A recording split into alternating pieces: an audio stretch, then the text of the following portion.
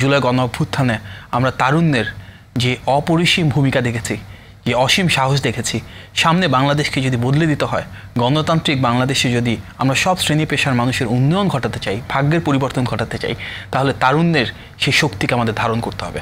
তারুণ্য কী ভাবছে, তারুণ্য কীভাবে বাংলাদেশকে বিনির্মাণ করতে যাচ্ছে, সেগুলো আমাদের শুনতে হবে।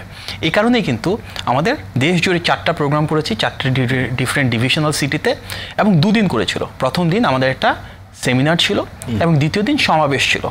যে সেমিনারটা ছিল সেখানে কিন্তু সমাজের বিভিন্ন অঙ্গন থেকে প্রতিনিধিরা এসেছিলেন, বোথ অডিয়েন্সের ক্ষেত্রে এবং স্পিকারের ক্ষেত্রে। এটা বাংলাদেশের কনটেক্সটে অনেকটা ইউনিক যে একটা পলিটিক্যাল পার্টি অর্গানাইজ করছে, যারা এর আয়োজনের সাথে সম্পৃক্ত সবাই মূলধারা রাজনৈতিক দল, বাংলাদেশের সবচেয়ে বড় দল বিএনপির, কিন্তু যারা সেখানে কথা বলছেন, যারা সে অনুষ্ঠানে উপস্থিত হচ্ছেন শ্রোতা হিসেবে, তার একটি বিশাল অংশ বিএনপির রাজনীতির সাথে সম্পৃক্ত না।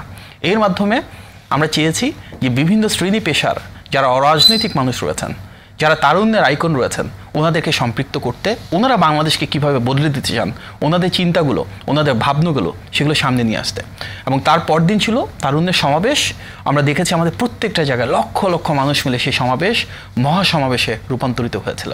তারুণ্যের এক মহাপ্লাবন, যেখানে প্রায় সব তরুণের কণ্ঠে কিন্তু সেটি এসেছিল যে ভবিষ্যৎ গণতান্ত্রিক বাংলাদেশ আমরা চাই, যেখানে সাম্য, মানবিক মর্যাদা এবং সামাজিক সুবিচার প্রতিষ্ঠা করতে চাই, আবার রাষ্ট্রের নাগরিক হিসেবে মালিকানা পুনরুদ্ধার করতে চাই।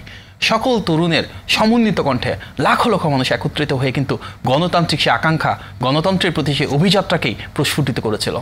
যে এই সেমিনারগুলোতে বা কর্মসূচিগুলোতে আমরা দেখলাম যে রিসোর্স পার্সন বা আলোচক হিসেবে যাদেরকে আনা হয়েছে মঞ্চে, অনেকেই আসলে ভিন্ন ভিন্ন পলিটিক্যাল ইডিওলজির। তো প্রশ্নটি হচ্ছে এই ভিন্ন মত বা ভিন্ন পথের মানুষদেরকে নিয়ে বিএনপি আসলে ভাবনাটা কিরকম?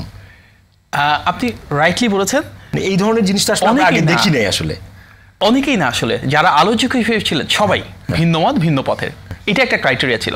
আপনি যদি প্রোগ্রামগুলো দেখেন, আমাদের 4টা প্রোগ্রামেই যিনি প্রধান অতিথি হিসেবে ছিলেন, তিনি ছিলেন আমাদের দলের সর্বোচ্চ পর্যায়ের নীতি নির্ধারক, জাতীয় স্থায়ী কমিটির একজন সদস্য।